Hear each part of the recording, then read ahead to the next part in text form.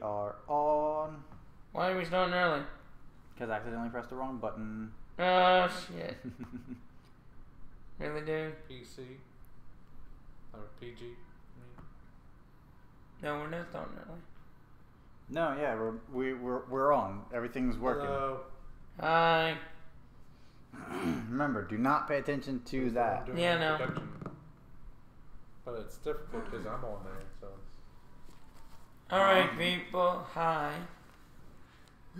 Scoot over. I know you're almost out the picture. Alright, Okay, go. doing the introduction. Alright, hello, Smarky family. DJ here with the, Liam Landry. and... Hello, everybody. You know me. Okay, no, you don't, but you know who I am. Mummy J. Alright. It's Shooting with the Smarky family. Episode 2. Yes, this is episode 2 for Smart Wrestling Alliance Smarky Family Get Together podcast. It's Shooting with the Smarky family. Oh, so you changed. Okay, Shooting with We changed this last week. Oh. I don't pay attention to anything, so that's duly Yeah, noted. we know. Smarky Family. I don't even. Okay, Smarky Family Get Together. He doesn't even go on our bloody website just to see what our episodes are called anymore. If this is like Shooting with the Smarky family, if we do like real quick podcast, would that be like drive-by with the Smarky family? I feel like so. Yeah. Yeah. That's official now. Yeah, we're gonna do a shorter version of this. It's Drive By with the Smarky family. Yeah. All right. Well, I guess we could get started. Category 1 is any non. We're not gonna say how our week went first, just to.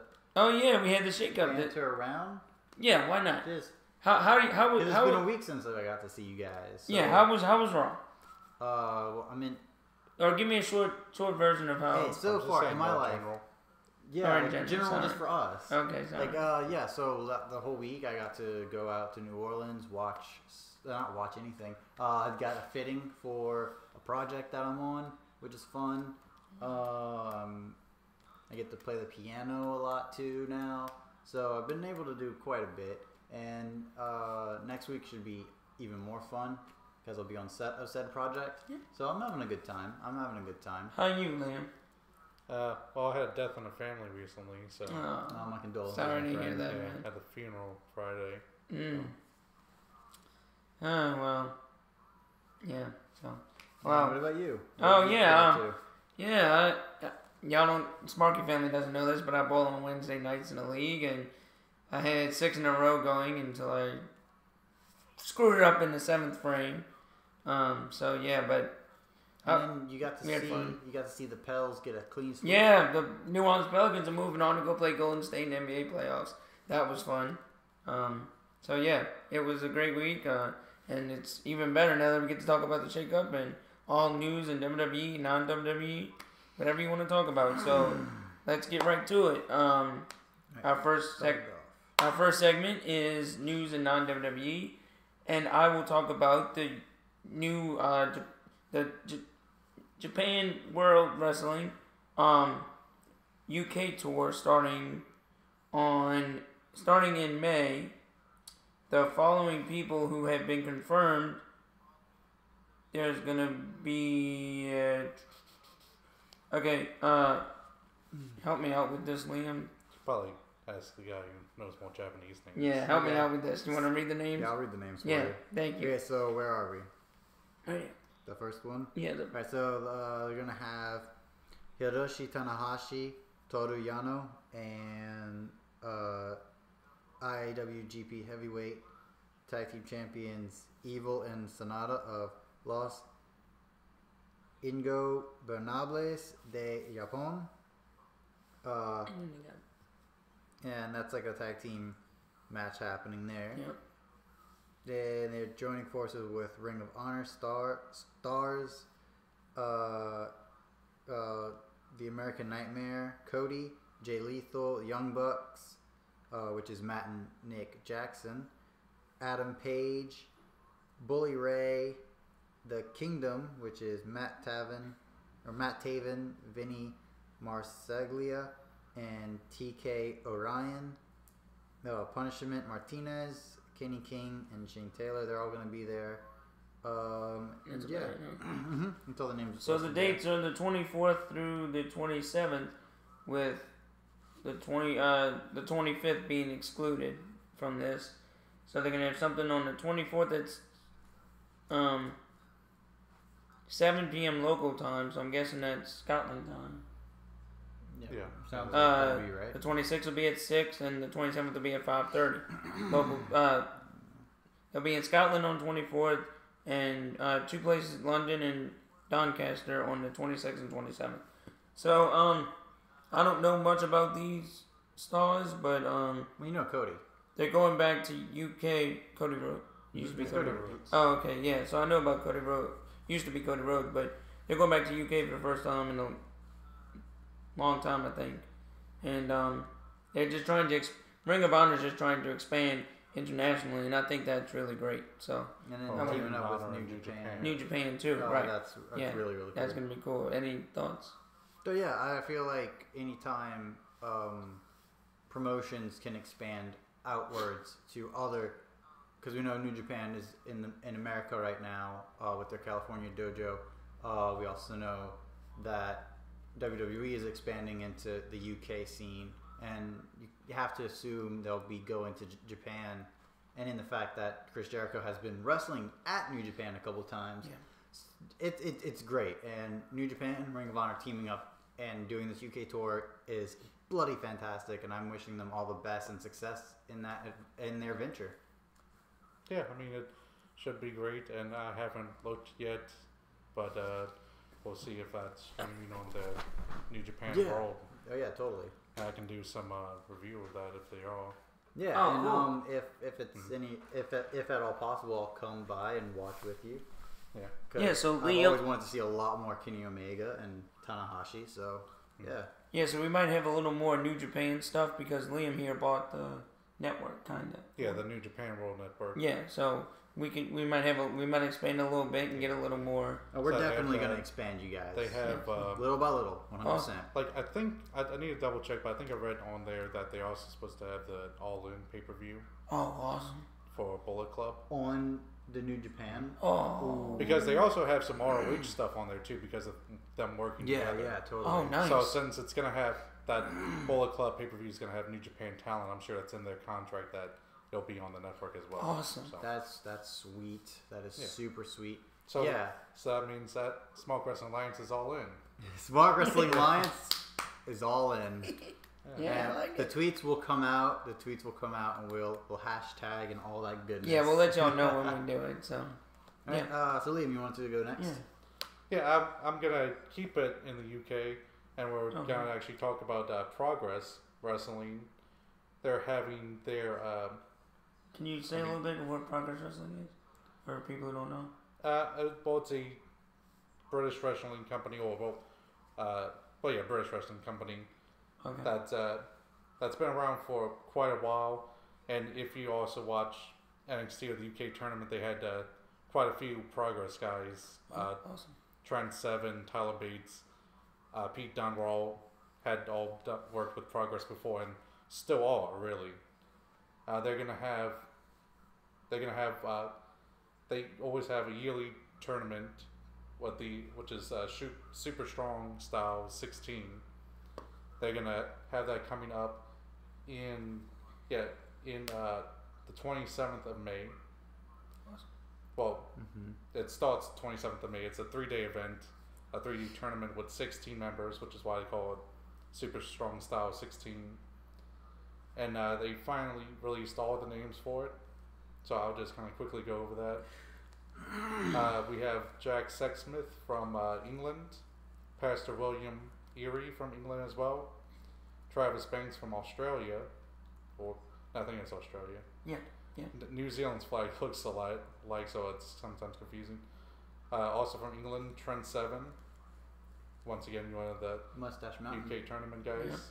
Yeah. And from America, they have Jeff Cobb, Jimmy Havoc from England, Flamita from Mexico, Zach Gibson from England, Zack Sabre Jr.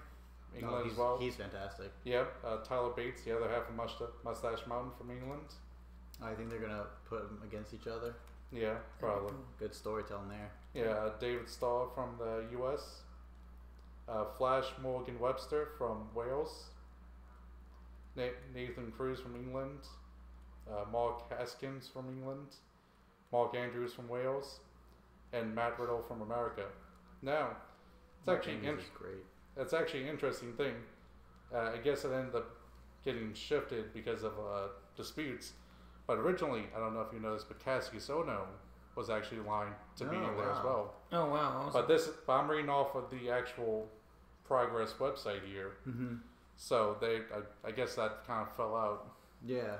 Well, maybe something can happen where he could get back into it. I don't know if they have all of the names that's be there. That's all 16. Oh, okay. Wow. And it's supposed to be the tournament field confirmed. So. Okay. Oh, wow. And this article was from the 16th of May. So. Yeah, that sounds like a really strong lineup right there. Trent Seven, Tyler Bates, Mark Andrews. They're known for being on WWE every now and again. And whenever they're on WWE, those guys put on a pretty great show. Mark Andrews just recently, last week, had a match against Drew Gulak.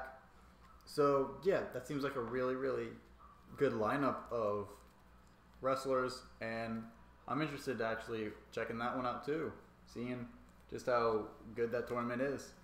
And it's a 2 or 3 day event. 3-day event. 3-day event. Yeah, it's so gonna be a good event, no doubt. Yeah, so I like to see. I don't know much about stuff outside of WWE, but it's good to see this kind of stuff because they let them some stuff outside of WWE. They don't fight as much. So they let them do more in the matches. And that's why I like it almost a lot better than WWE. Because to me, WWE is getting kind of tiresome with their just, their fights aren't as good as these kind of fights. Because these guys are fighting for their chances to eventually maybe get into the WWE, get to the big spotlight. So they're trying a little harder, and I just like that. So, one correction. I completely messed up there. That I just saw the date on that. That was from last year's event. All right, good job. Well, last year's event sounds like a bloody fantastic lineup. So you want to go through the lineup real quick? Yeah. They don't really have the countries where they're from, so let's just go through Angelico, Chris Brooks. I love Angelico. Chuck Bambo. He's awesome. David Starr, Doug Williams, Joey Janelle, Jordan Devlin, Cassius Ohno, Keith Lee, Mark Andrews, Flash Morgan Webster, Pete Dunne, TK Cooper, Tyler Bate, and Zack Sabre Jr., and they haven't announced the 16th spot. So might be Trent Seven again. Could be, yeah. But still like just a few things different. Still a good card. Yeah, really good card. And Cassiano does get to participate. Yay! Yeah, and Pete Dunne. That's awesome. Yeah, still part of that working relationship between WWE and Progress. That's awesome. really good. That's really good. All right, let me get to mine quick. I also add that the winner of the tournament does get a shot at the Progress World Championship. Oh, awesome. There we go. That'll be awesome. Go. All right, good stuff. I'm going to predict it's going to be just because I like him, so I like his character so much, Pete Dunne. Yeah. I don't think it's going to be him, but I'd like to see him win. I agree with that. All right, so today, actually, this day, later on, probably around 6 or 7 o'clock, Impact Wrestling is going to have their pay-per-view go down, and it's called Redemption. On what channel? Or you have to buy the pay-per-view? Probably have to buy the pay-per-view. You got to buy it? Okay, I didn't know. That's why it's called a pay-per-view. I didn't know if they had like a network or something you could... No, Impact does not. Okay. But, and so far, I don't know if you guys know, but there's a championship match that's going down, and Austin Aries is the champion. Who's he fighting? Impact. He was supposed to be fighting Alberto El Patron. However, because of how good, and Impact has like a running relationship, so many with Ring of Honor and New Japan have Progress in WWE. Right. Lucha Underground and Impact So because of how good that main event was, it's for the championship, the Impact Championship. It's gonna be Austin Aries champion versus Pentagon Jr. versus Rey Fenix. So thank you. if you watch that match that happened when they were in New Orleans, you know they're gonna put on a fantastic show. That's gonna be a great match. Oh yeah. I'm really excited for that one. Then for the X Division Championship, we have Matt Sydal versus Petey Williams. And yes, Petey Williams is back. I don't know if he still does the Canadian Destroyer. I hope he still has that because he makes that look so good. So that's going to be a really cool match. The Latin American Exchange, Santana and Ortiz, they faced against Eli Drake and Scott Steiner for the Impact Tag Team Championship. I don't know why Scott is still wrestling, but Bills. hey. And then a House of Hardcore match. They're gonna have Ohio versus Everything, which is Dave Christ, Jake Christ, and Sammy Callahan versus Tommy Dreamer, Moose, and Eddie Edwards. Surprise, Tommy Dreamer is still wrestling. Also Bills. And then for the Impact Knockouts champion, we have the champion, Allie, versus Sue Young. Fun fact about Sue Young, that's John Morrison or John Henning. That's his wife. Oh, so wow. That's awesome. cool. That one's going to be a really good match because both of those women are great. Taiji Ishimori versus Desmond Xavier versus El Hijo del Fantasma versus Brian Cage versus DJ Z versus Trevor Lee in a 6-way match. So all those names are really, really talented. I absolutely love Cage. He's awesome. Yeah. And then in a singles match, Aerostar versus Drago. If you've ever seen their feud in Lucha Underground Season 1, you know these two have great chemistry together and they're fantastic in the ring. Go watch this match because it's going to be fantastic. Especially knowing what they can do from Lucha Underground. And in the final match that's on the card right now is a singles match between Taya Valkyrie and Kiera Hogan. And Kiera Hogan is a little ball of cuteness, and I hope she wins. But yeah, this is a fantastic card and a fantastic lineup. And Impact is actually doing a lot to compete with Progress now. Finally, compete with Ring of Honor, PWG, WWE, and New Japan. So I'm actually looking forward to this pay-per-view, and I think it's going to be a really good one. So yeah, guys, check that one out. What do you guys think about the card and the pay-per-view? I would say it's interesting how the main event ended up getting changed because of Barrow's firing. Because at the show, they talked about how Phoenix and Pentagon were going to have a match together at the pay-per-view. Oh, but now because of Alberto getting fired, they had to put him into the main event to kind of replace it. So it's interesting to see how they have to change stuff on the fly. Yeah, and I feel like that's the best change they can do. Yeah. Yeah, because it was a good match at Impact versus Lucha Underground WrestleMania weekend in New Orleans. It's a very good card. Pull it up again. Okay, the card. And I like the match with Brian Cage and DJ Z. That's gonna be a good match. It was awesome. Yeah, 6-man. Yeah, it's gonna be a great card, and I don't know. Maybe we'll watch it later tonight. I don't know. Just see what happens. Hopefully we can catch a few matches. That'll be fun. And something outside of WWE, get a little cleanser. And so we'll see what happens. Yeah, that's our news from outside of the WWE. Now, category. Hold on one second. Category 2. I got it right here. Category 2 is the biggest WWE news. What we think is the biggest WWE news this weekend. I think Liam's got something. I mean, Issa, sorry. Issa's got something. Whoa. Did you jump into my body for a second? I didn't know you were a body snatcher. Yes. Alright, so obviously the biggest news in WWE right now is the Superstar Shakeup. Oh, yeah. It just happened this past week. And a lot of big changes, especially when it comes to half of the SmackDown roster going to bloody Raw. No, that's fine. Okay. That's what we think about it. Right, okay. But let me tell you guys a little bit about. Ah, dang it! You need some help with who was brought to where? No, I got it. And I know that Raw got pillaged. oh boy, did they ever! I mean, Paige really came out well as a great GM. Oh yeah. Oh first yeah. week there. I hope they keep her face for a good few months, Yeah. and then turn her heel and then push Absolution like they were supposed to push Absolution. Because I love Sonya Deville. She's bloody fantastic.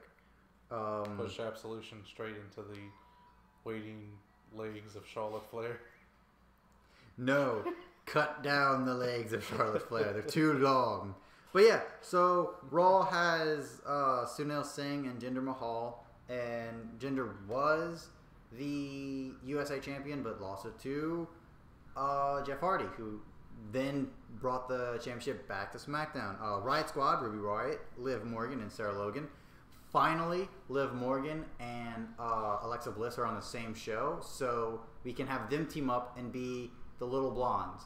They're little, they're blonde, and that'd be the cutest little tag team, the little blondes. Alexa Bliss. Alexa Bliss and Liv Morgan, because they don't look alike, but if they have like the same makeup and stuff, they could pass for fraternal twins very easily. I'm actually excited. A lot of people did not care about this move, but I feel like the Riot Squad could do a lot more on Raw, and hopefully they give them a really good feud with Sasha Banks and Bayley, and put the Riot Squad over, because Sasha and Bayley are stagnant right now, and we're just waiting because they keep going start, stop with them. Allowing the Riot Squad to go over would then allow Sasha Bayley to finally start proper. So hopefully they push the Riot Squad the correct way. Odds are they won't. Kevin Owens and Sami Zayn get signed by the commissioner Stephanie McMahon after they both lost their match on Raw the Monday after Mania. That's Raw's best pickups. Yeah, I agree with that. Of course, they've been great on SmackDown. It was also announced that same segment that Miz is going back to SmackDown. Zack Ryder on Twitter was announced. Fandango and Tyler Breeze got switched. Wait, what? It's like he couldn't even get on TV. Nope. He's laughing. Just wait. Natalya, she got switched. Out of the two that they just stopped doing things with, really, Naomi or Natalya. I'm glad we get Natalya. Keep Naomi so far away from me. Mojo Rawley got announced on Instagram. Dolph Ziggler is teaming up with Drew McIntyre, so all of 3MB is back onto the Raw brand. So that'd be cool if they have a 6-man band and they just run amok. It's not happening, but that'd be cool. Baron Corbin got a little package. Does not appear on TV. Mike Kanellis got mentioned on WWE.com. Did not get seen. The Ascension, Connor and Victor, Instagram, and Chad Gable, again, WWE.com. Did not get any screen time.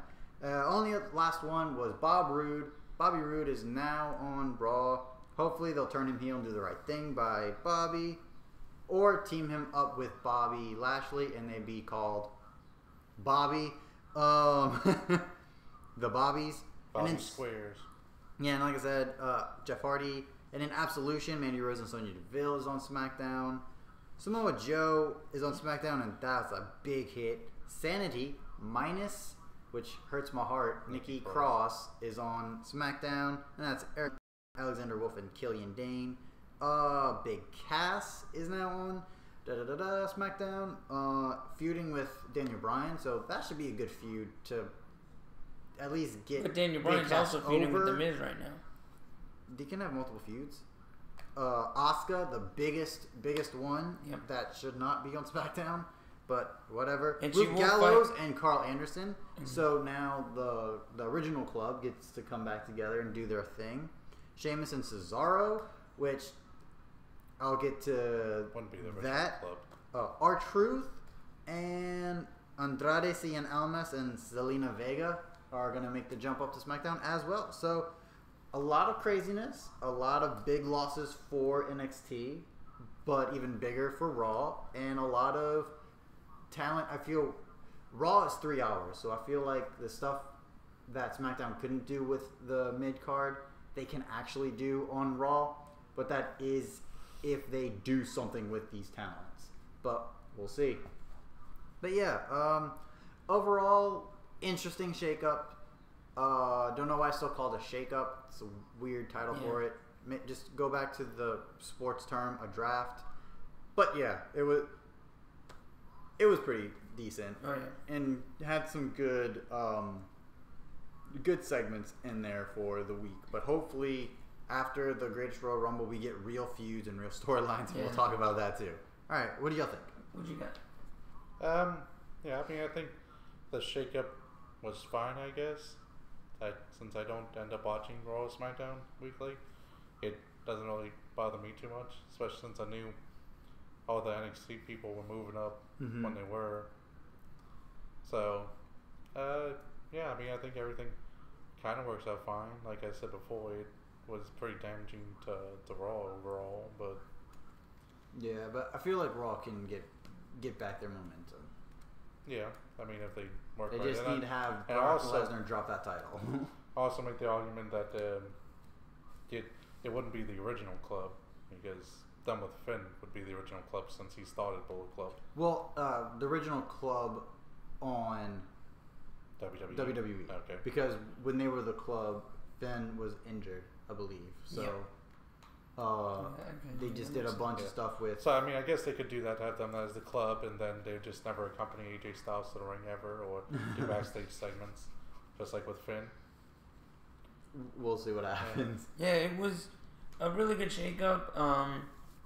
SmackDown, I was talking to Issa Monday night when Raw happened. I'm like, we lost Dolph, we lost Baron, we lost this other guy. But then Tuesday, we get Big Cass. We get The Miz back. We get Jeff Hardy as your United States title. Samoa Joe. You get, I mean, I get a big turnaround that I didn't think was possible, because right now Samoa Joe's in a feud with Roman Reigns. But Roman Reigns is on Raw. You see what I'm saying? So it's kind of... No, we'll get to that. We'll get to that later. But I mean, it's cool. The shake-up, I liked it. So also, you know, what the hell was that even? Given Jinder that United States Championship match, just to have all this move around and. I'll get to that too. We'll get to that in our rants. Don't worry about that. Yeah. We got some pent up aggression. Yeah. We're gonna let off. All right. Very, very soon. My WWE news is not really WWE news, but it pertains to the NFL draft. Issa can talk a little bit more about this guy because he knows him from 205 Live. Vic Joseph, one of the commentators. Vic Joseph is awesome. He's one of the best. He will be in upcoming national and regional coverage of the 2018 NFL Draft, and will be appearing on the following shows: the 22nd, Sunday, April 22nd, which is today, Fantasy Football Franchise Mode, airing on 210 or XM Channel 87 at 10 p.m. Eastern. Thursday, the 26th, he'll be on 210 and XM 87, the post-draft show. And Thursday, April 26th, he'll be on the Cleveland Browns network. And that's significant because before he was in WWE, he was also on the Cleveland Browns network for 5 years. So it's, and then the 30th, he'll join NFL players Matt Binks and Zach Boren to break down all 7 rounds of the 2018 draft, airing on the EBSN network. He's very excited to be covering the Gridiron's emerging talent, and just to be covering the NFL as a whole again, because I'm pretty sure he did enjoy his time doing football. So it's great to see that WWE is allowing him to do these shows while he's still in contract with WWE. Any thoughts? I hope that doesn't mean we're losing Vic Joseph, because he is bloody. His chemistry with Nigel McGuinness is amazing. And I know in my last couple videos I haven't mention this, and you'll see them very soon. But Percy Watson is now a permanent member on 205 Live's commentary team. Awesome. And of course, Nigel McGuinness is coming back. He had a beautiful baby daughter. Congratulations, Nigel McGuinness. All right. But I hope that doesn't mean that we're only getting Percy and Nigel and we're losing Vic Joseph, because bloody, he is so good as a commentator. And I guess his passion is football. So if he's going back to his passion, all the best to you. It's sad to see you leave, because you are fantastic and you're gonna do bloody great things, man. I hope he gets to do both, like you said, and I hope we don't lose him. But if we do, all the best. Yeah. Probably losing him. Just saying. I know. I'm well aware. That's big news. Who knows? Maybe he goes like coach and he comes back eventually. Possibly, yeah. 10 years down the road or something. When 205 Live is getting the best it's ever been. Oh! I'm about to do some 205 knowledge on y'all soon. Don't you guys worry. All right, what you got for us? Yeah. Well, I just wanted to talk about the sad passing of Bruno Sammartino, who died at the age of 82, and it was just heartbreaking loss. We, of course, weren't even close to being around for when he was the head of the WWF, which was what the WWF was called before the name change. But he was, of course, such a living legend. I think he held the title for at least 11 years straight. Dang! Back when he was champion. 11 years straight. Yeah, great legend. Came over from Italy. He was actually a young child when Italy was controlled by the fascists and Mussolini. His parents immigrated over, and they said that he was very small, very kind of sickly as a child, and was bullied a lot. So that's when he started to bulk up, and ended up becoming the guy he eventually became when he became a wrestler. Awesome. It was just a great legend, and of course helped establish the WWE to what it is today. Right. Yeah, I've seen a lot of videos on him, and I had to have read a little bit of his impact on the business, and what a wonderful talent and a wonderful man he was for wrestling. And it is a sad loss. Yeah. We will celebrate all of his accomplishments, and we thank you for bringing the start of this wrestling federation to where it was, to where it became. And I loved his commentary stuff on some of the older stuff. He is a talent that will be missed, and we wish all the best and condolences to his family. Have they done a documentary? From what I've heard, he's been approached to make a movie on his life before, but he's always turned it down because they wanted to embellish what happened in his life, and he didn't want that. He was saying that he didn't.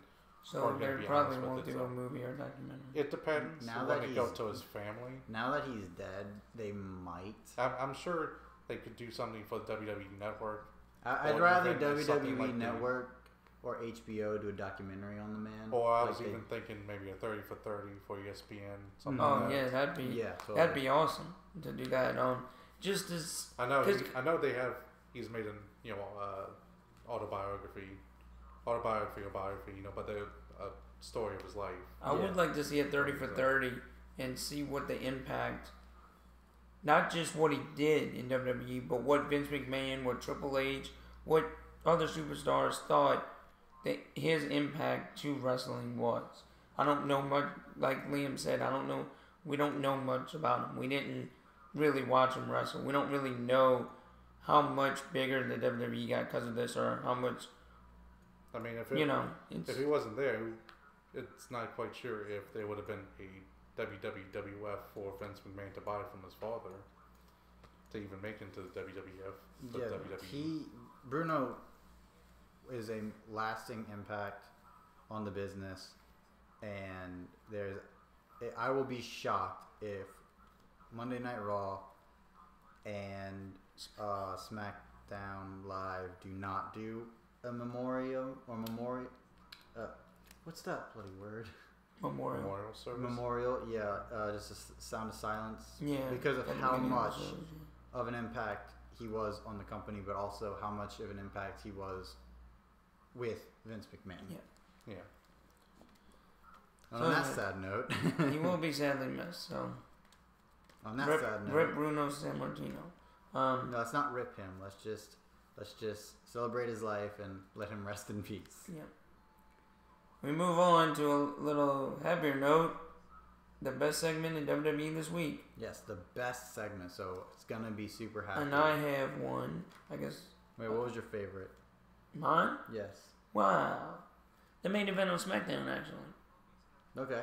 Talk about it.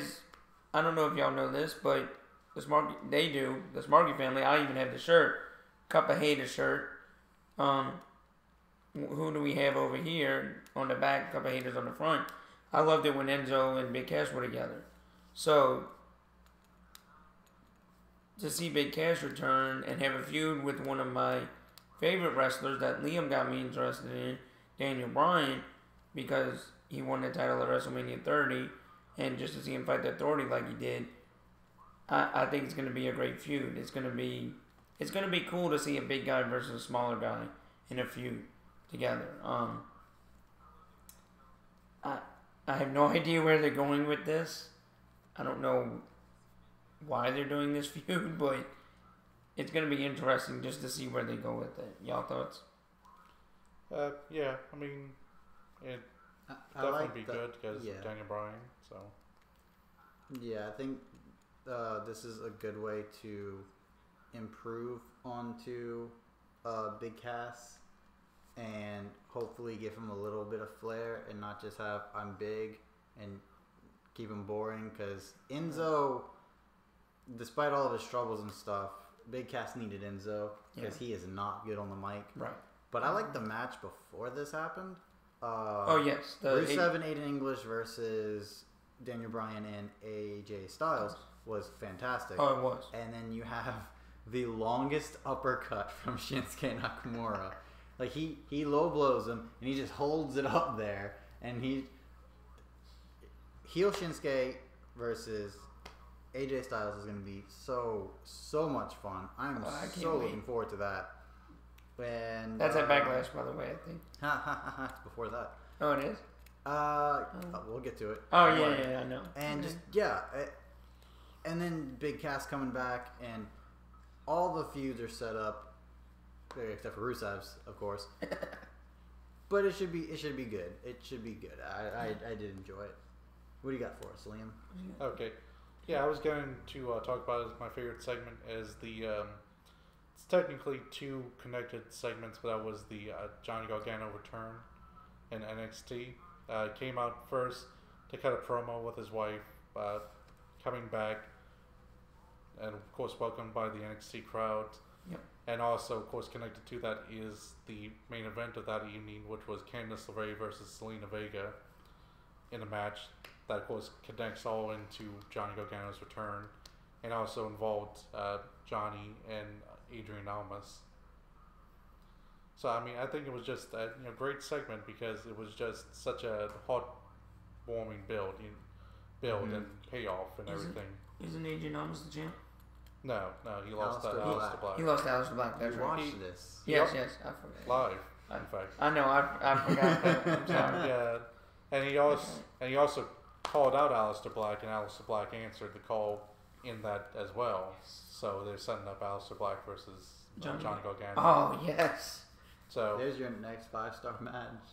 Yeah, so I mean, it was a lot of great points of that. The anticipation for the future. Well, really, it's a great pass up for the what has happened, or the past leading up to this, the present, and the anticipation for the future. Do you think? So I think it's a great segment. I think Johnny is probably the most over face in the company right now with how much everyone's in a 100% Johnny Gargano mood. Oh yeah, when it comes to faces, there are only 3 that are actually have the support of the WWE universe, and that is Daniel Bryan, of course, AJ Styles, of course. And Rusev. He's a heel.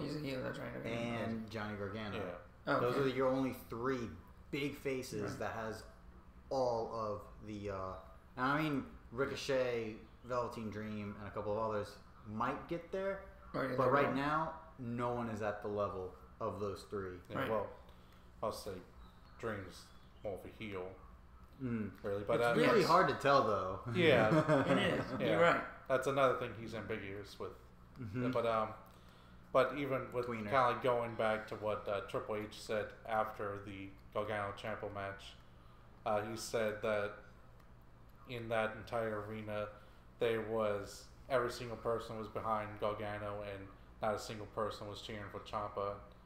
And then I think that was true, and it's not just kind of an over exaggeration that WWE does. And I agree with you on that. That everybody was for Johnny, and it's gonna be a great.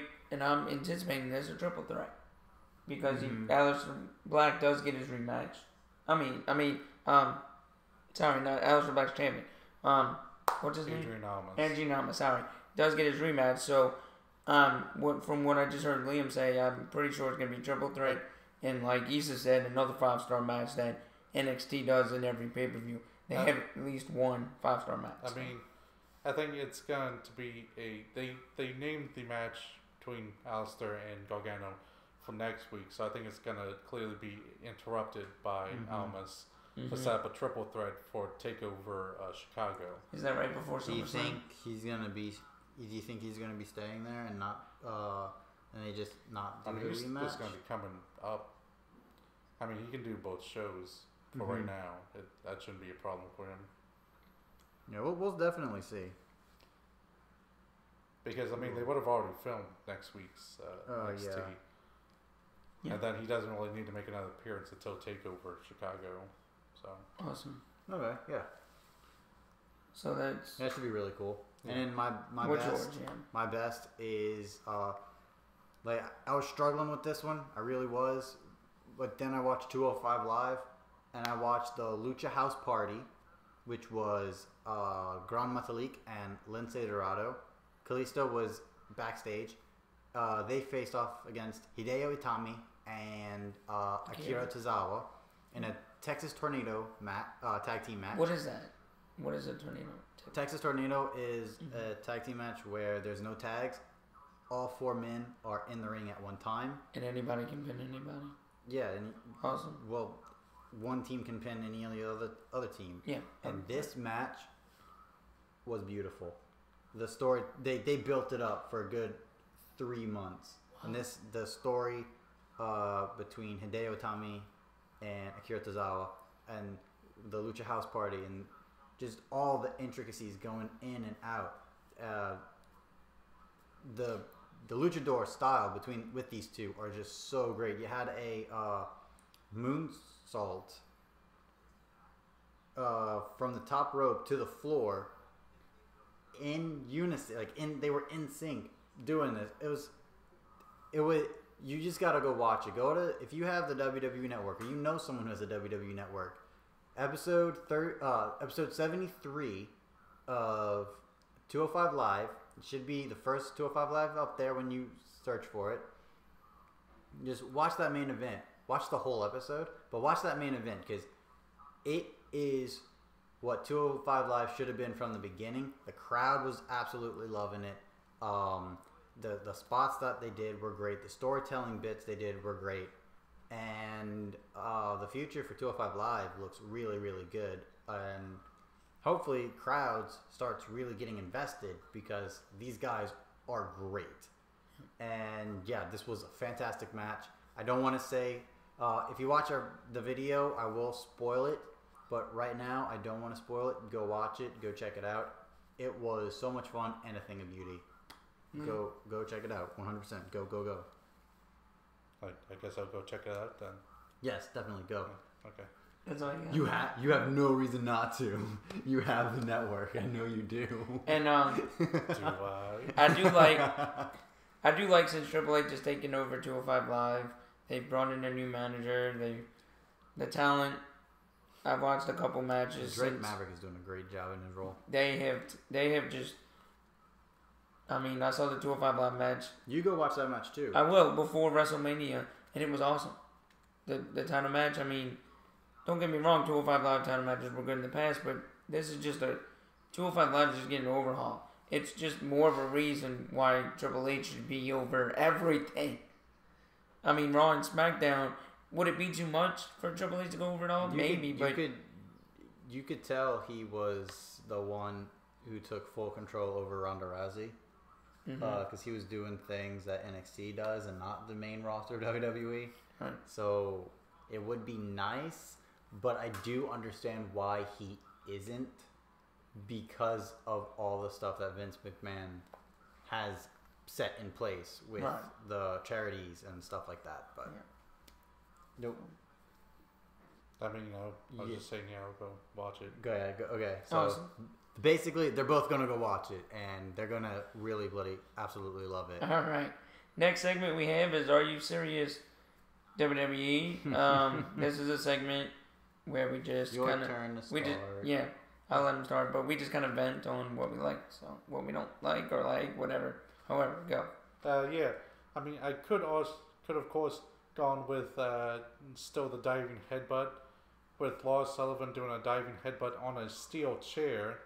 That's completely outrageous, but I guess I'll just be beating a dead horse with diving headbutts. Which you think that shouldn't even be possible. Yeah, but anyways, I'll go into maybe another complaint that they'll actually do something with is the idea of really focusing on, but even more general idea of not pushing this new upcoming talent when they're coming in. I definitely want to focus a lot on the Iconics, because they had a really great start off when coming into SmackDown. Came up, beat down the champion, made her lose her title with Carmella cashing in. Such an impact, basically more of an impact than Absolution or Ruby Riott has ever had in the women's division in one night. Also had great promos and had the crowd behind them. And then the very next week, Billie Kay goes and taps out to Charlotte. And it's like, oh, that's a good way to kill the momentum right away. And then they get into a big fight in the middle, and they end up losing that fight. I mean, Asuka comes in to help, but I mean, it's still losing the fight. I mean, if anything, that could have been a good time doing Asuka heel turn. Oh yeah. I would love to see like Charlotte in the middle of the ring. Asuka comes down, scares off the Iconics, and it's like, and the announcer's like, she's here to help Charlotte. Then she goes, hits the leg drop. It's like, no. Be like, yeah, that would have been NWO. I mean, of course that didn't happen. I'll go next with that because I did watch that, and I kind of. Oh, we don't talk about it. That's right. No, this is his rant. Yeah, you didn't. Charlotte didn't need that win next week. The Iconics going to be facing Becky Lynch and Asuka, which means they're probably going to lose again. It's like, if you didn't want to have Charlotte lose that week, then you can have just had Peyton Royce run in and interfere. Right. Burt get Billie Kay disqualified, but still protect them. And it's like, you can't have a good face without a strong heel. And you can't have a strong heel if you have them lose a lot. Even if it is, you can have them lose, but just with disqualification or cheating. But you don't lose them by tapping out. Yeah, that's supposed to be for the payoff. Yeah. Anything else to add on to that? Yeah, I mean, it's still going around with a lot of the other ones. Elias still kind of just meandering about with no big feuds under his belt for all the time that he's been in there and for all the energy around him. And just a lot of guys. I mean, I'm certainly worried about Adrian Almas coming up. You know, what they're actually going to do with him. And well, let's just... I just want to keep it to what you were talking about. Yeah. But I think this is what he's talking about. No, okay. Yeah, but jobbing out the upcoming talent. That's what he's talking about. That's, you know... Oh, okay. Like Iconics are just the perfect... Yes, that was the perfect... perfect sum up. We changed it. Did you not hear in our... Before we go live meeting? Just go. This is the first thing he was talking about. Oh, there you go. All right, I'll go. Yeah. The Greatest Royal Rumble. I thought this had the potential to be an actually really good pay-per-view. And then the Superstar Shakeup happened. and everything just went downhill fast. Yeah, so let's get right down to it. We have AJ Styles versus heel Shinsuke Nakamura already. Why there? Why not save it for one of the big four? Build that up. Like, you can't just build 3 weeks and go straight into it. That's way too fast. Have him have a match against someone, Rusev. That would have been a lot better. So, and then, yeah, unfortunately, Rusev would have to take the loss. Right. But he wouldn't have to take the loss because Shinsuke would come in and just knee everyone in the face. What a great way to turn Rusev face like he's supposed to. Uppercut, low blow, low blow, low blow, low blow, Bomaye, Bomaye, Bomaye, Kinshasa, Kinshasa, Kinshasa. But come on, guys, you could have done something better. But then you're throwing this. So is Shinsuke going to lose again and lose all credibility again? Is the titles changing? And then the whole bloody thing with repeating the WrestleMania bollocks again with Roman Reigns and Brock Lesnar, but this time it's in a steel cage. I don't care. That's not going to do anything. Yeah, maybe overseas they love Roman Reigns, but when he comes back home, whether he's a winner or a loser in that match, he's going to be devoured alive. And yeah, and then of course calm yourself. This is my rant. You'll get your rant soon. I'm not. We already knew we were going a little bit over because of Superstar Shakeup. Oh. Calm down. Okay. We already talked about this. Okay. Bludgeon Brothers and Usos. Good way to just say, yeah, Bludgeon Brothers, let's just feed the Usos to you when it should be... They should actually have a good match between them. But I'm sick and tired of all the bloody squatches between with that team.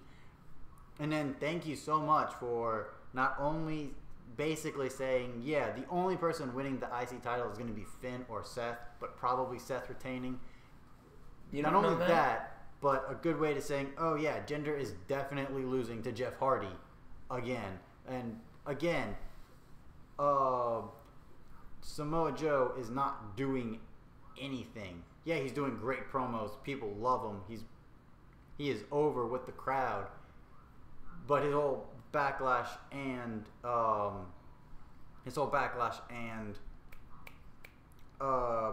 Greatest Royal Rumble matches are going to be meaningless unless he does something, which he isn't. And yeah, and then of course the 205 Live match. That's the only one with a good build right now, which is sad. And then Rusev. Who's in that match now? No one yet. They're gonna have, because I know Buddy Murphy didn't make the weight, so they didn't. Yeah, so he's not that's part of a storyline. Yeah. Basically, I think it's gonna be Mustafa Ali again, which would be another WrestleMania rematch. But it's either gonna be Mustafa Ali or Drew Gulak, I believe. Drew Gulak is doing amazing work on the mic right now. Yeah, and it's just so bloody ridiculous. It is, and it's just Rusev, Undertaker in a casket match. If Rusev loses, that's basically saying, yeah, we're burying Rusev. Goodbye, Rusev. I hope Rusev goes all in. But yeah, and the ego match of the century, John Cena versus Triple H. We don't need that match again. This is 10 years too late, you guys. We get it. You love your work, but you don't need to be in the spotlight anymore. Let the other talent come up. And in the 50-man Battle Royale or 50-man Royal Rumble, what are they going to do with that? What is the winner going to get? Is it just a one-off thing? Well, you got to have at least something for these guys, not just. But whatever. That's the end of my rant. I think I got all of them in. I hope the matches are good. I'm going to watch the show live on Friday at 11 a.m. Central Standard Time. But again, I hope it's not just this one-off thing that is inconsequential to the show, to the WWE as a whole. But it's feeling like it is, especially with the Superstar Shakeup screwing up the card and just basically saying, hey, here it is. Oh yeah, also Woken Universe, they're getting their gold. Thanks for the bar going to SmackDown and totally giving that up. I'm done. Go. What's your rant? Why is Backlash so close to greatest Royal Rumble ever?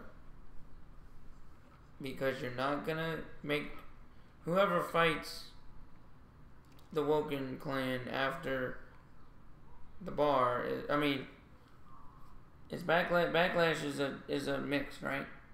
Mm-hmm. It's a mix, and it's in Newark this year on May 6th. I just looked it up, and that's 2 weeks after this little. Oh wait, that's the week after. That's the week after. So, what? I mean, I'm not really feuding over this because I'm not really upset that much by it. What are you doing, WWE? Where are feuds going? It's like, I don't know. It's weird. What is this? I mean, titles should not be defended at this greatest Royal Rumble ever. I'm sorry. You should have made this a pay-per-view, or you should have spaced it out more from the next pay-per-view so you could build up storylines, so you could work it regular. I mean, it's I don't know. I don't like it. Yeah, Liam and I are going to watch it after we get off of work. We'll watch it late, but I don't think... spoil it for yourselves. I know you are going to. It's not... Liam. It's not going to be what it should be. You already... like he just said, it's going to be predictable. It's going to be more... It's not... I hope the matches are good. Because that's the only good thing coming out of this. Match quality is the only thing that you could be looking forward to. Because you already know who's going to win. And then whoever wins, it's not like you're going to take the title off of them. Oh, wait, you might. Because we did do that with Ginger. I mean, nobody would have thought Ginger would have not kept the title this long. Everybody probably thought he'd have a feud with Randy Orton, but that's not going to happen now. You know, it's stupid. And we know Miz isn't winning his match. If he does, I'll be very surprised. I could see it happening. But why would you take it off of Seth so quickly when he got the big pop that he did in New Orleans on Monday night after WrestleMania? But WWE has done stupid stuff like this before. They will always do stupid stuff like this. They will always do stupid stuff like this at least once a year. And this is the one time a year. Or more than that. NXT is the only place where we can find sanity. Okay? Yeah, nope, not anymore. Yes. Nice job there, guys. But it's where you can actually calm down a little bit. NXT has 5-star matches. NXT has everything you want, basically. Liam will tell you that. But I just don't like what they're doing with the main roster. I never have, never will. Couple teams here and there, yeah, they play good roles. Like I like the Bludgeon Brothers. But other than that, they're not doing much at all with any of the talent. A lot of the talent's getting... I mean, I'm mixing up these two together. I'm sorry. It just goes all together. I guess we're all ranting about the same thing, basically, this week. It just all goes... I was ranting about the Greatest Royal Rumble as a whole. Well, yeah, but I'm He was ranting about... jobbing out. The newer talent just getting jobbed out. Right, and I'm kind of doing both mixed together. So, I just hope they do a better job. I know they won't. And let's just move on before I get too pissed off. I would say... to the defense of them, it would always be a little too close to any pay-per-view to do. It would also be very difficult for them to do it in a pay-per-view because of the time difference. Oh, what, all these titles? Oh, yeah. I would say they couldn't do this as a pay-per-view because of the time difference. Right. It would always be too close to pay-per-view because they have them nearly every month. Scratch that. You could do it in between Fastlane and WrestleMania because you have that big gap. And also, I mean, this is an event they're getting paid to do. So, I mean, it's when the Saudi government wants them to do it, they'll go do it. Yeah, I guess so. So, I mean, and that's why they also do have to put up titles, because they're working out a deal with Saudi Arabia, so they're going to be doing this the way Saudi Arabia next few years. Oh, okay. It's supposed to be a multi-year deal. Oh wow! So of course they want to make it impressive. That's why they're putting all this stuff in there. They want to make it as best of show. Hopefully, as they can Saudi be. Arabia throughout the years are like, okay, let's add the women. Yeah. Might not, but they should. We'll find out. That's for another time. It would have to be a pretty big leap for Saudi Arabia. Category 5 isn't book it yourself. Isn't yours out of it this week? Oh yeah, I did. We did mine last week, and what's random? I'll go with his. Huh? Go with his. Yeah. What was mine? It's right there. Oh, my. Read it. Oh, this week. Oh, I thought we were doing last week's. No. What? Okay. All right. Category 5 If is you want to change it, then you change it. If you don't, no, you book don't, it but yourself. you I'm don't gonna have to change it. we're gonna take this. All right. Any superstar you want from the shakeup. Moved up, moved down, Moved all around. Okay, even NXT, even Well, anyone no, not by the NXT, shakeup. but anybody who moved up to Raw, SmackDown, or moved from Raw to SmackDown, Moved around. right? Anybody who got moved in the shakeup, what would you do with them? And me personally, I don't like the Daniel Bryan and Big Cass feud just because Did you just say you did? I do, but it's like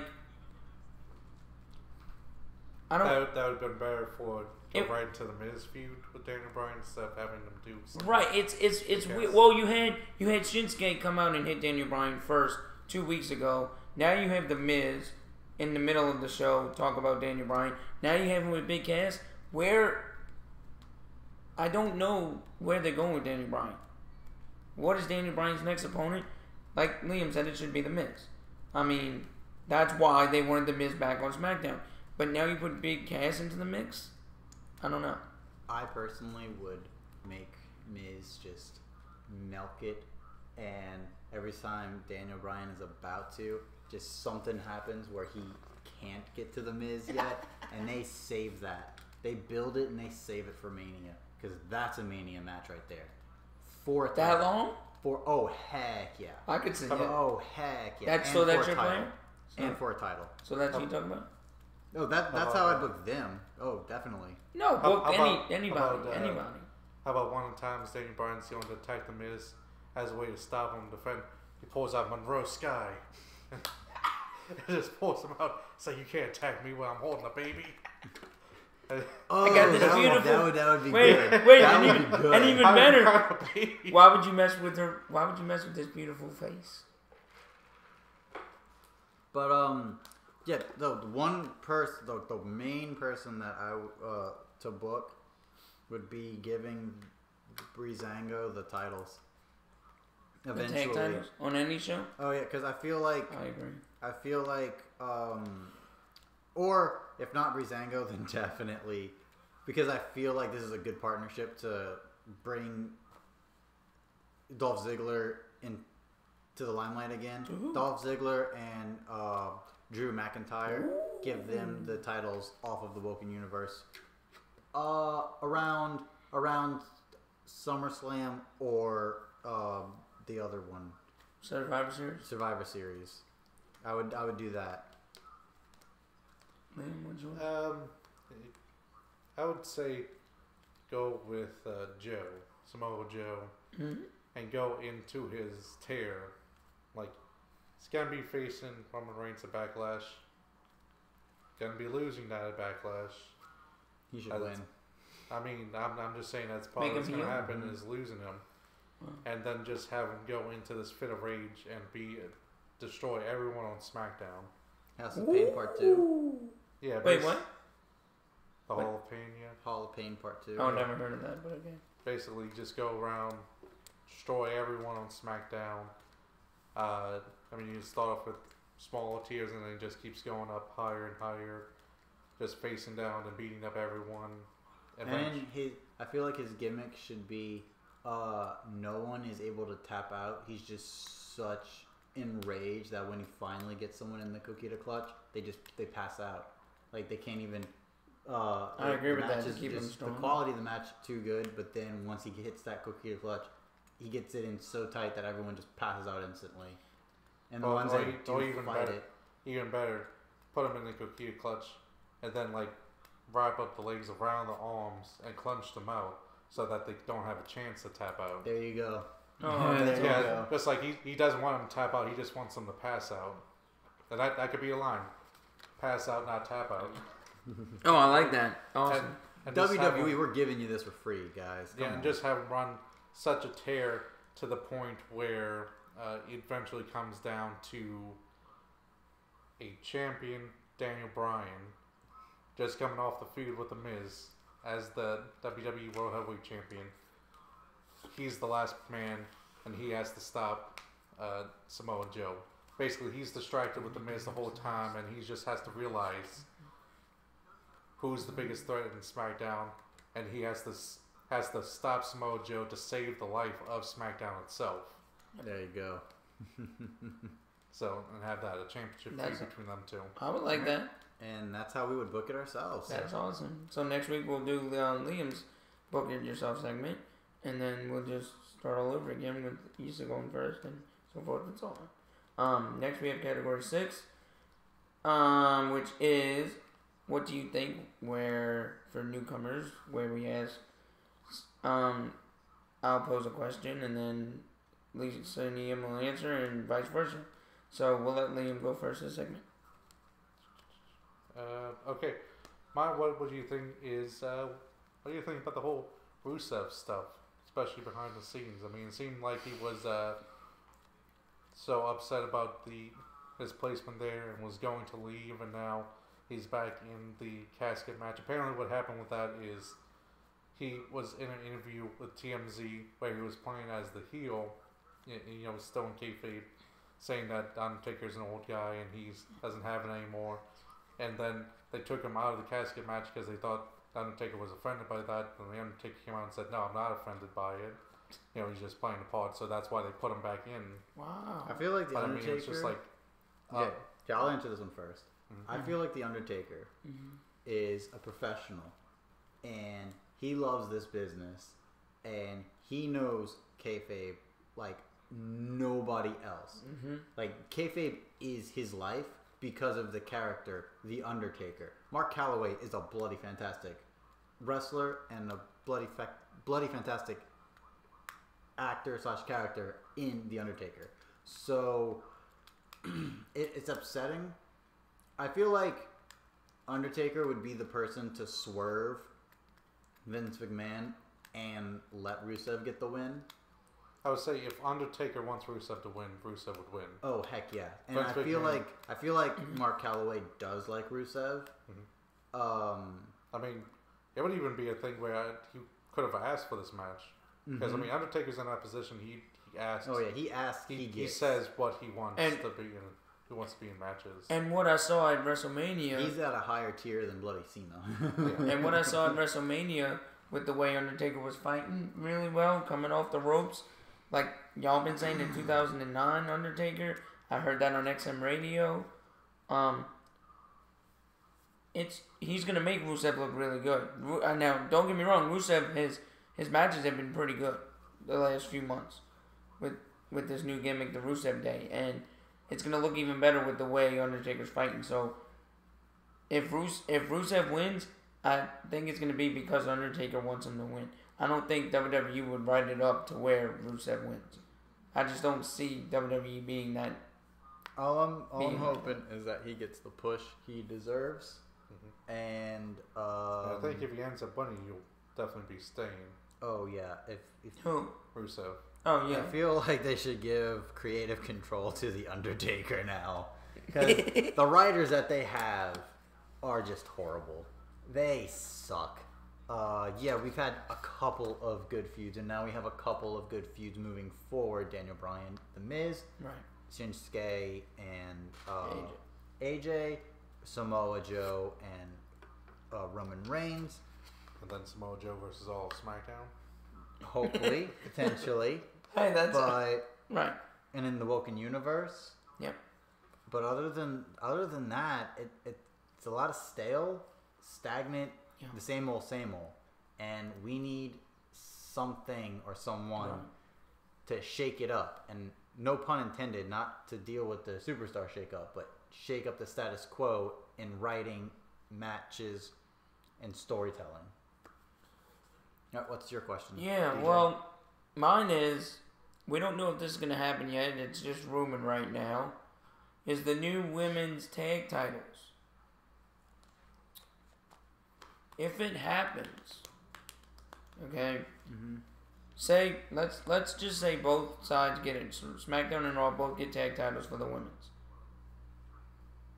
What would you do? Pick a show, SmackDown or Raw, whatever you like the best. Just give me your. Okay, let's put it this way. Give me your matches for both SmackDown and Raw women's titles. What should they do with them? Like your 4 teams. If you get where I'm going with it. Like, give me your finals, because I think it's gonna be a tournament on both sides for the titles. Just give me your 2 final matches. So basically, you're asking us, what do we think? Who do you think is going to be in the finals of if they? I think they're going to do a tournament. What do we think about the idea of tag team for the women's division, and what do you think? Who would be in it, right? Like both of those together, correct? Yeah, who would be in the match for the titles? And what do we think about it? I think it's stupid because they do not have a roster for it at all. They don't have a big enough roster, right? Not even a little bit. And even if they did, don't worry about that. Okay. Even if they did have a big enough roster, that'd be the only way it'd be good. But they'd screw it up because it's WWE and women. Yeah. The only, and then again, the only people that it could be is Absolution, Iconics, Riot Squad. Right. And maybe Sasha and Bailey if they ever get their friendship in order. And if they would have a tag tournament, I would think they would have to bring up. Wait, let me make sure I get the name right. Nixon Noel and Dakota Kai, because they were already tag teams called Fly Kicks on the indie circuit. So that would be one of the other things that they would probably get moved up pretty quickly, so that they have another tag to fill. But the idea that you have to move up people and bring in new people just to fill this is probably why it's not going to happen. You see, the thing that gets me is. Yeah, well, I'm not gonna say what it is about me, but yeah, because it's y'all. I mean, you're struggling with these concepts, but you'll get it. I think maybe the only way you can do it would be if it was an interbrand tag belt. It would have, because that's the only way you have a large enough roster to do it. Oh, definitely. Yeah, also, it'd have to be. It'd have to be just one. They couldn't do 2. It'd have to be one and defended with SmackDown, Raw, and NXT. It have to be all 3. No, you can. Oh, because they don't have any tag teams. They have a lot of singles. That they just bunch together? Do y'all think they have maybe Becky Lynch and Naomi? Maybe they have Mickie James and Alexa? Maybe, but Alexa's champion. Well, Alexa was champion. They don't have any tag teams for the women. Not like they do with Sheamus and Cesaro with good tag team chemistry. The Revival, Titus Worldwide, Authors of Pain, Sanity. I would say good tag team chemistry is probably good tag team name. Yeah, that'd be pretty good. But you see that they don't have that depth in the women's roster, so they should not do that unless they're going to sign big names and big teams and actually do something. And when do you think if they don't do something with them, then it's pointless. Don't do it. When do you think it should be defended if this happens? Every pay-per-view. Every pay-per-view, but every pay-per-view is going to be. They're not going to be. They're not defended every pay-per-view. Right, but they're not going to be. They're not going to be intermingled. They're going to SmackDown's going to have their own pay-per-views, and Raw's. No, they're intermingled now. Sorry. Whoops. And plus, we're talking about the interbrand title, anyways. But I don't think it's going to happen. No. They would have to boost up their roster. They'd have to boost up their roster, which means pay more people, which means Vince is not going to do it. Probably not. So, and it's a pointless venture that would not get the airtime that it would deserve. And so also just don't do the concept of forcing people together that weren't really in tag teams. That too. I mean, it's going to be a cluster. Like what we said before with Becky Lynch and Asuka teaming up next week, and it's like, what is their connection? There's not much. Asuka saved them. So I know that, but it's like beyond that, it's just 2 random people on the tag team. Exactly. against two other people who all together and actually make sense as a tag team. Mm-hmm. So that's the big difference. They're the iconic duo, the Iconics. So we saved the best for last, probably, because this week. Yay, I'm the best, and I'm last. What do you guys think about the Superstar Shakeup as a whole? I give it, if I'm grading, it's because I do grade things, if you haven't noticed already. I gave SmackDown an A++ this week, and I'd give the Superstar Shakeup, for what it was, an A+. For the time when they did it, because of all these little Greatest Royal Rumble and all these feuds happening, I give it a D for when they did it, how they did it and when they did it, kind of thing. The superstars they moved around, I loved it. It was great because you got better talent on Raw. NXT didn't get messed up as much as you thought it might get messed up. Because I know you were worried about that, Liam. And my SmackDown got messed up, but then Tuesday night, you see people come up that I didn't think were coming up. So, I loved it. Like I said, I thought it was fine. It just really didn't affect me as much, so I'm not thinking about it a whole lot. Mm-hmm.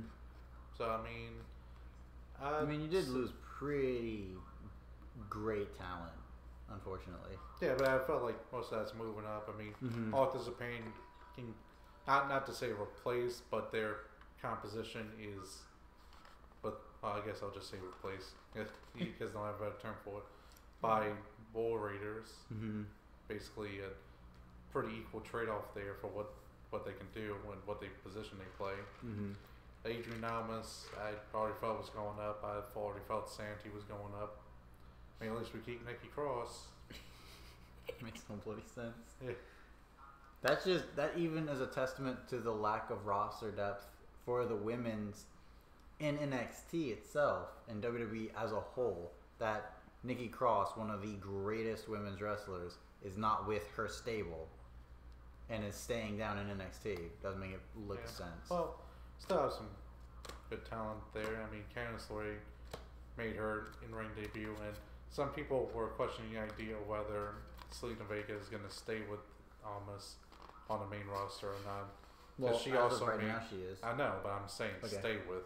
Mm-hmm. Because, I mean, she also made her in-ring debut at that time, so she may come down and be an NXT talent or full-time with that. Mm-hmm. And then I'm sure they're going to move Bianca Belair into a more prominent position now. So She whips her hair back and forth. and other people. All right, great segment, guys. Now we get y'all take. What y'all want? What y'all want us? It's The mailbox fun time. Y'all get to questions. ask us questions, The and we get to answer 'em. mailbag. and the first question that I got was, "What feud are you most looking forward to after Greatest Royal Rumble?" Daniel Bryan Miz. Yeah, Daniel Bryan Miz. Say it. Daniel Bryan. Okay. Daniel yeah, Bryan. that's Any reason behind that? The obvious Daniel ones? Okay, this is my reason on why it's Daniel Bryan and The Miz. It's the longest built feud Oh. in WWE history. What? That's a little hyperbole, but it's Yeah. seriously, it's been since the NXT show. since they're talking smack. I'm going back to when Daniel Bryan debuted on the NXT show. Oh yeah. And The Miz was his whatever they His call it. superstar. His So superstar they that was never with had a him. feud when he was fighting. I mean, they Wow. feuded with that. That they really didn't follow. Well, I think they They followed through a little bit, but I don't but- think but- they really did but because because of the Daniel firing. Bryan got fired. Yeah. And then he So was they didn't on really to do that, different but things completely. it's been since then all the way up It's to been- Talking Smack and beyond yeah, that they've it's been been feuding with bubbling. each other. It's been bubbling, everybody. I'm hoping they do what we all think they're gonna, make this a really good feud. Make it a title match. Right? Great, like I said. What keep title? But Daniel- nobody has a title right now. I know, not right now. Keep Daniel and Miz away from each other up until the month before WrestleMania, and just keep it building, keep it simmering, Just let it boil over. And at that time, let's say Elimination Chamber, because it's going to be SmackDown's turn to be in the chamber. I guess they're both going to be in the chamber. We'll see. Right. AJ or Shinsuke is defending, and then little old Miz steals the title. That would. And the Miz as champion versus Daniel Bryan, the challenger, at WrestleMania is going to be the biggest match and the biggest pop the world has ever seen. I agree. And that's exactly what they should do. I don't know if that's... Well, we go with the realistic thing. They'll probably have a match at Backlash. and then put it on. And then end their feud. No. Oh, no. Wait, Liam, can you leave now? I'm just saying with it. Don't do that, WWE. Yeah, that's it. Another match, another feud I'm very looking forward to is heel Shinsuke and AJ Styles. That's going to be... Because they're going to be able to do a proper build. They're gonna be able to do a proper build now. Not like it's the greatest, it's the dream match of the century. They're going to actually do a real build with a man who was great as a heel in Shinsuke Nakamura. So they're not going to fight at Backlash? No, they're already fighting at the Greatest Royal Rumble. Oh, that's true, for the rematch, yeah. But I feel like this is going to be an ongoing, an ongoing thing? Okay, good. And the payoff is going to be probably, like the real payoff is going to be around, yeah, probably SummerSlam. That'd be a good 4 or 5 months. That's why I said the SummerSlam Nakamura entrance. all the AJ Styles lookalikes. You said that last week. Yeah, and I guess Raw. I'm not looking forward to any of them. What about? Oh no! Go to your happy place, 205 Live. Okay, 205 Live. No. What about this? Oh, okay. The Hogan Matt Hardy. Buddy Murphy and Cedric Alexander. I am very looking forward to that one. 205 Live. Oh yeah, it's gonna be a great one. And I think that's the person Cedric is gonna drop the title to. I hope they keep building it up until SummerSlam. Like they don't even get. Buddy just keeps not making weight. He's still not able to get that match, but he keeps interfering. He keeps messing things up. And then finally, they're like, "All right, you finally made weight. You get your match." And then they have a barn burner, and they just tear the house down, which they will, because Buddy Murphy is fantastic, and Murphy's Law is a great looking finisher. And yeah, this is gonna be just a great match all around. And I'm glad Buddy Murphy's on 205 Live brand, and they should give the title to Buddy. Yeah. But not yet. Right. Let the feud go on a little while. Oh yeah. So the next question that I'm looking forward to is how long does the question was like how long does the Woken thing go on for? Because this person was kind of. You know, with the Bray Wyatt feuds, they've gone on for a little while, and then they break up. The Woken Universe. Do you think the Woken Universe would ever break up? The Woken Universe is forever. The Woken Universe is for everyone. Oh, that was Finn Balor. That's what they want you to think. I'm hoping not this WrestleMania, but the WrestleMania after that is when Bray 36? Wyatt is no longer Woken. Yeah, 36. Okay. Because I want them to be a team for a long time.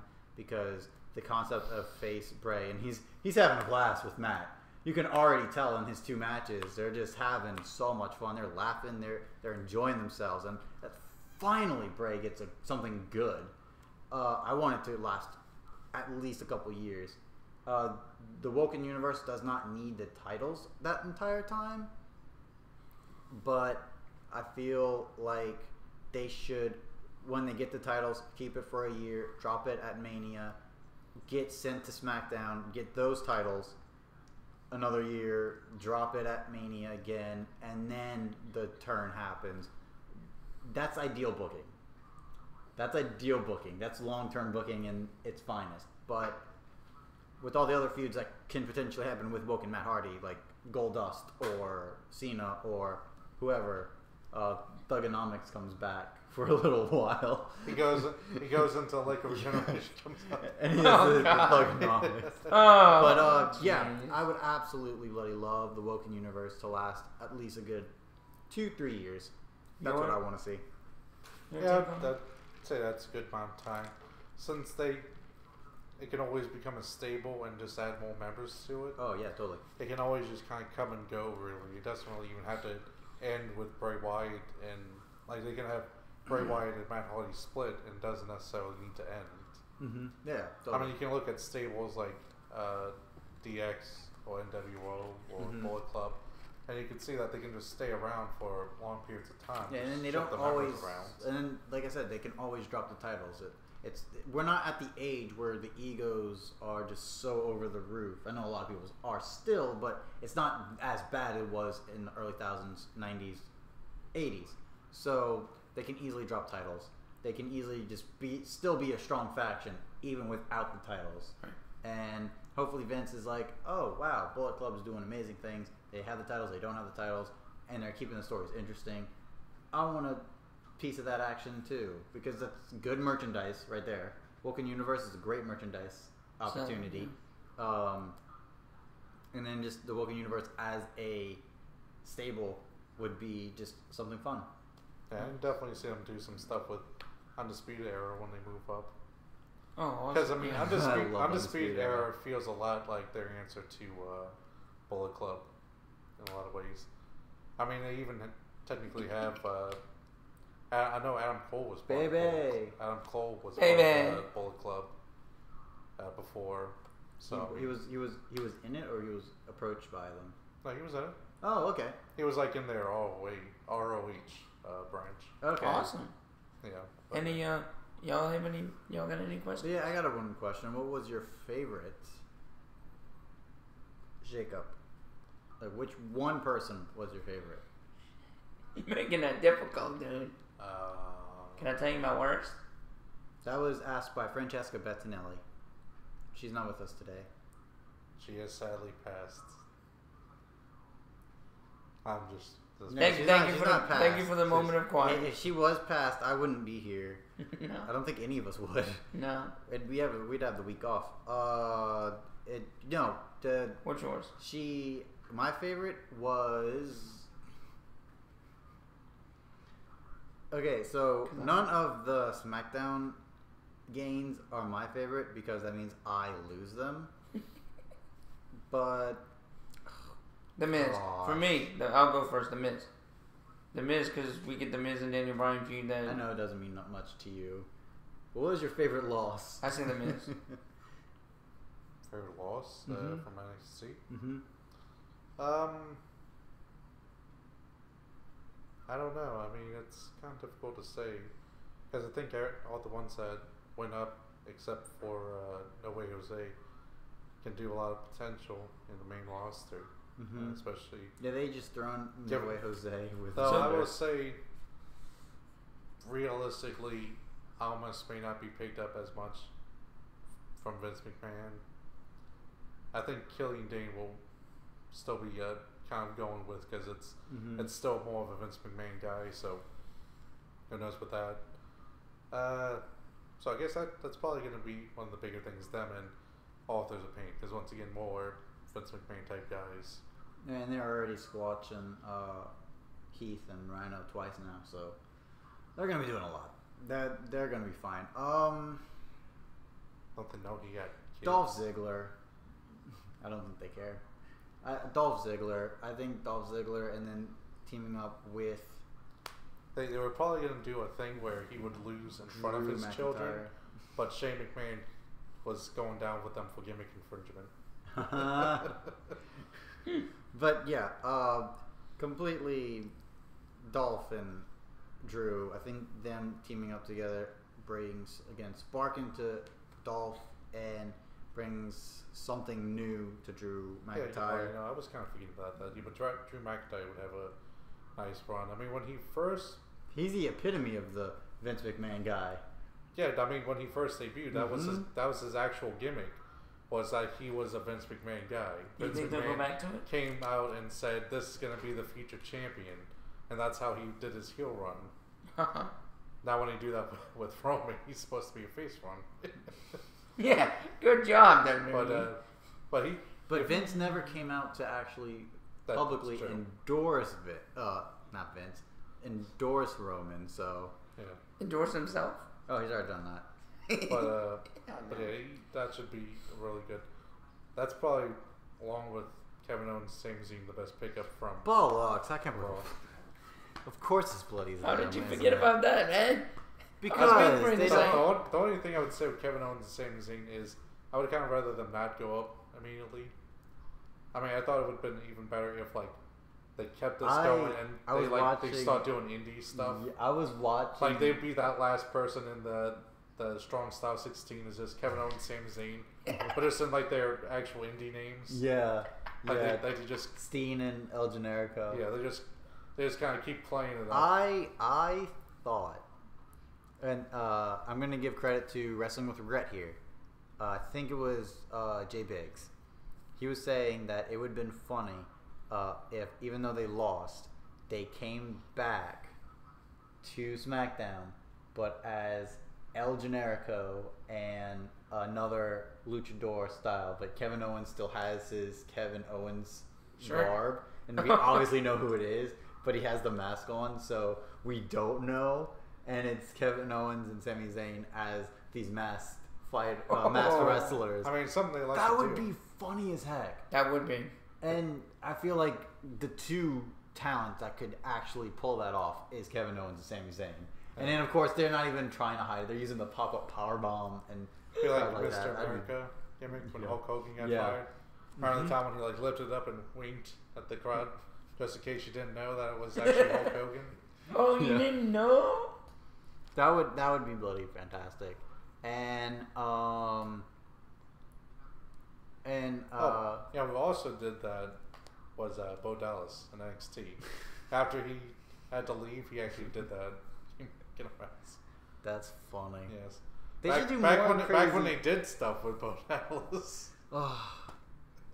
Okay, this is a question that who was it? It was Cultaholic. Watched their podcast, and the question that was asked to them is the question that I would love to answer. What do you think is going to happen to Bo Dallas and Curtis Axel? Oh, shit. And I think they're screwed. Yep, I agree. They're going to be jobbers now. Miz was the thing that kept... though they're still jobbers anyway. Kept losing. But Miz was the one thing that actually gave them screen time, and now I think they're going to lose it because Miz is gone. Unfortunately. Well, I think when it comes to the wrestling game as it is now, that just can't be better for them to leave. I mean, Cody Rhodes, he's the best example. He showed that you can, when being underutilized at WWE, you can leave and become one of the major stars in the wrestling business. Austin Aries. Oh, yeah. Well, I mean, Austin Aries was also already kind of a thing beforehand on the indies. I'm saying, Cody Rhodes never did any indie work beforehand, went out and... Oh, so these two never did any indie? Not from what I know. Oh, okay. All right, cool, yeah. And if they did, it was just small sauce. Not any very stuff. small stuff. Nothing like ROH or PWG, stuff like that. And then look at Cody with Bullet Club right now. Look at Matt Jackson and Nick Jackson. Yeah. I mean, they've shown they had great deals. They were able to get contracts between New Japan and ROH for some very decent money. But you see, what I'm looking at this as, Cody Rhodes, don't get me wrong, was he underutilized? Yes, but he was still kind of a big thing because he did win titles. I mean, Curtis Axel and did Bo Dallas ever win the title? No, right? No, Curtis Axel. He did. He was a Paul Heyman guy. He didn't win when he was Paul Heyman. Yes, he did. No. He was Intercontinental Champion with Paul Heyman for a short time. He was with the Nexus. He was he was tag team with but he John won. Cena? Because someone won the title with John Cena. I think it was with John Cena, but I know it was definitely with David Otunga. But it completely forgotten. But Curtis Axel did win the Intercontinental title, I think, when he was a Paul Heyman guy. And I do agree with y'all that they should go to the indies and they would do better just because I think the indies love it when people leave WWE because it's bigger names for their companies. And maybe Look, I can't necessarily say curse Axel, but I mean, Bo Dallas was clearly very big as a heel for NXT, so it clearly shows that he can do stuff. And if not, and plus, go I would to also the indies, go back to NXT and just run the world. And plus, I would love to just see it because it just if more people can have a sustained career outside of the WWE to a point where they don't want to go to the WWE, it does more good for us as the fans because it shows that the WWE has to work harder to get people to stay. Oh, definitely. Which means they just have to and they do have well. to. They have to. They evolve. will always do better under pressure. You know, I mean, WWE? Yeah, the 80s, the 90s, they were under competition the whole time. So you think it's slowly going back to that? And I feel I like hope that it goes back to that. I feel like they are about to get a lot more competition now with New Japan getting New Japan approaching in America. New Japan not only approaching in America, but they have their website and their subscription in English now. Yeah, ROH has their subscriptions and they're going all around the world. PWG. Damn, what's the one that New Japan is with right now? Evolve Yeah. Wrestling. They're doing amazing stuff. Progress Wrestling. And then all the little indie scenes going around. Mm-hmm. And then also with Lucha Underground with AAA Wrestling from Mexico. And Impact. Because Impact is, ever since their partnership with Lucha Underground, their quality has gone up. Oh, the yeah, ratings have definitely. gone up comparatively. Mm-hmm. I mean, so, with Lucha Underground's ratings being pretty good, Impact's going up because of their partnership with Lucha and AAA and PWG, Ring of Honor, and New Japan all getting their own subscription stuff. Mm-hmm. And of course, all those other indie promotions on Twitch. It's going to come to the point where WWE is, because NXT is already there with Triple H. Right. Yeah. They're already doing what they got to do. Mm-hmm. But the main roster is going to see, oh, wait a minute. We actually do have competition now. We are not the head honchos anymore. Let's get this ball rolling once again and become the head honchos. And us, as fans, like you said, are going to love it. But you see, the thing is, they still fill stadiums every night.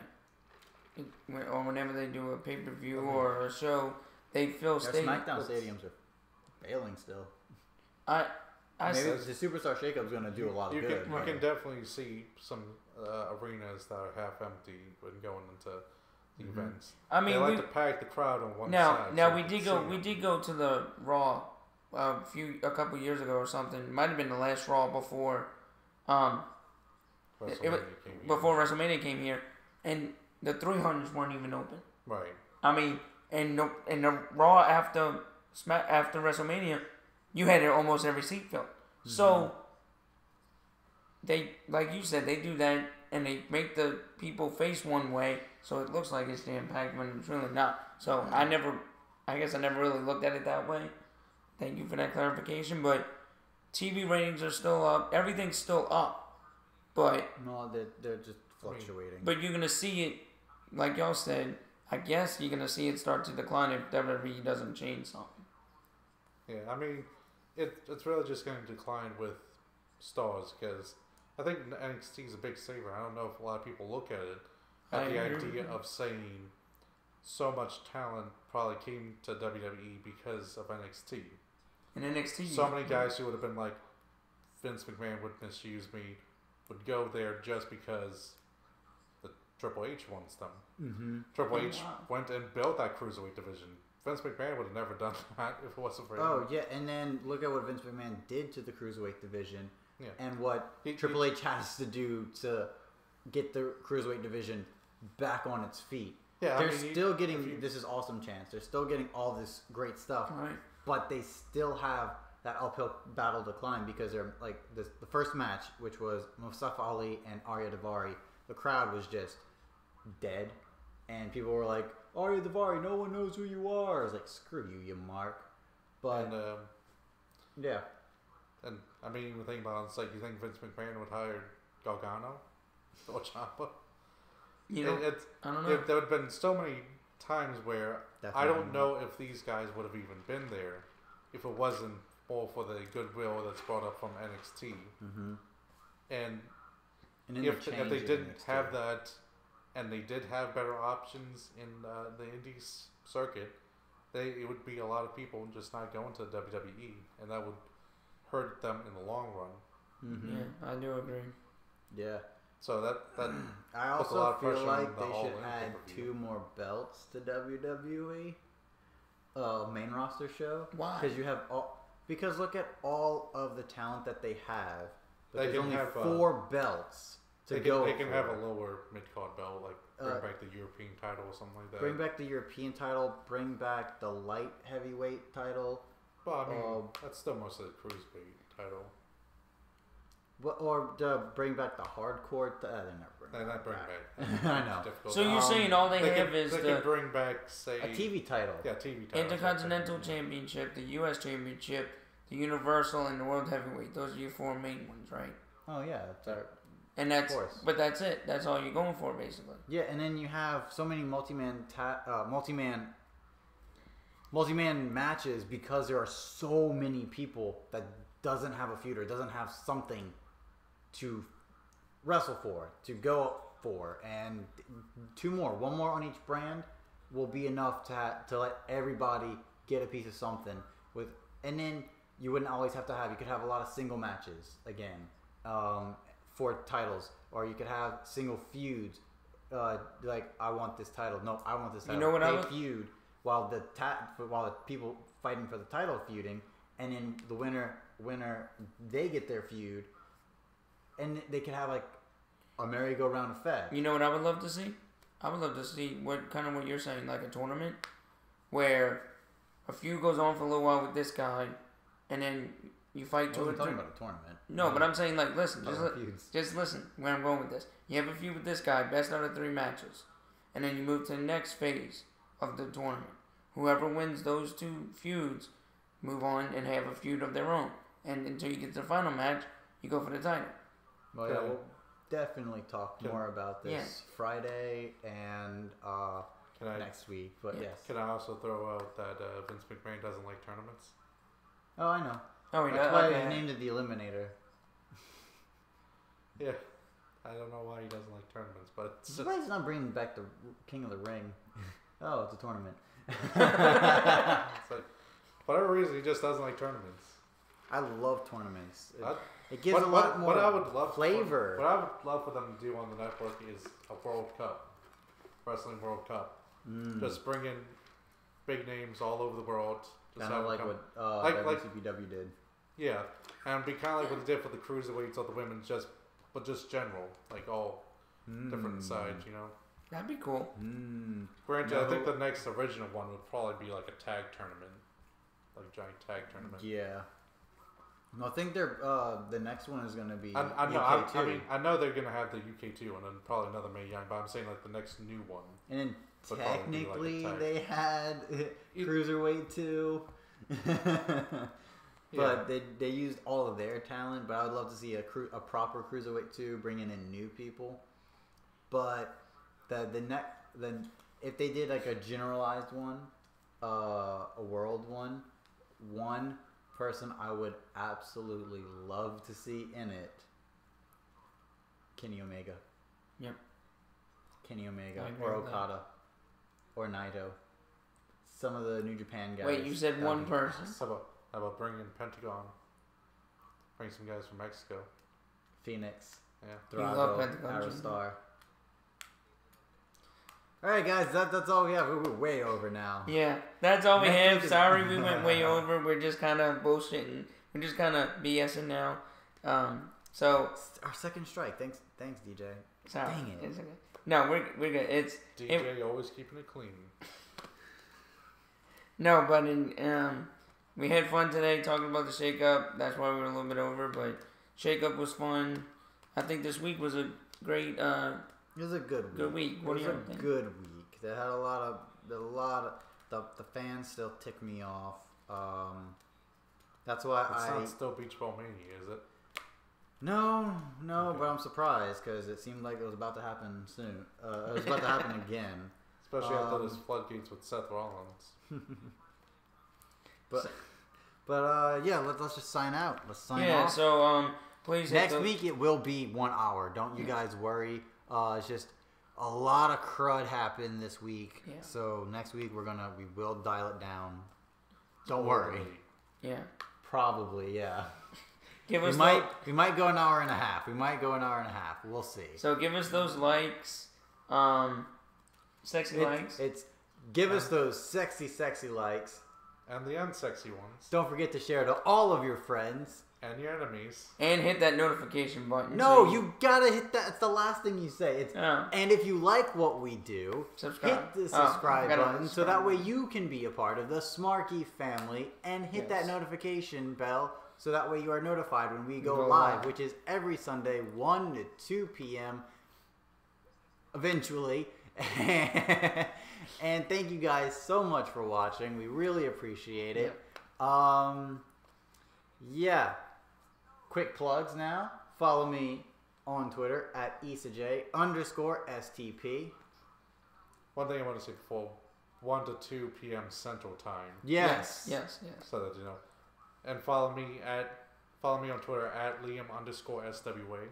And DJ will eventually get one. We're going to force him to. And don't worry. I'll do one for him. I'll just post random stuff. Oh, thanks. DJ_SWA bot. And what about? We're gonna make a bot for you. Yes. So that way you don't have to worry about things, and it's all good. Yes, we're giving digs. So my reputation is gonna get screwed by Liam. Okay. No, we're not. And catch us live, or catch me and Francesca live for the Greatest Royal Rumble at 11 a.m. on Friday. If you're free, if you're available, and around come join us. Central Time. Yeah, that's Central Time as well. And probably around 6 p.m. Central Time, Liam and I will be going live for people who watch it after they get off of work. So and DJ won't be spoiled, but we know Liam will be. Look at him. He's not even trying to pretend like you're not even gonna try, huh? No, I mean I'm probably gonna be tweeting you stuff, texting you stuff before you see it. At work. It's like, you heard about this, and it's like, oh no, it hasn't happened yet. Wait, what? That makes us dang it. Off. See, now you can get tweets in before you can get the stream. But yeah, guys, totally. Watch our live streams, our 2 live streams on Friday. Watch our live show, Shooting with the Smarky Family, every Sunday, 1 to 2 Central Standard Time. And follow us, like we said. Do all the greatness. And thank you guys so much for watching. And until next time, it will be awesome. Or will it? It will. All right. Yeah, say goodbye to everybody. See y'all later. Bye.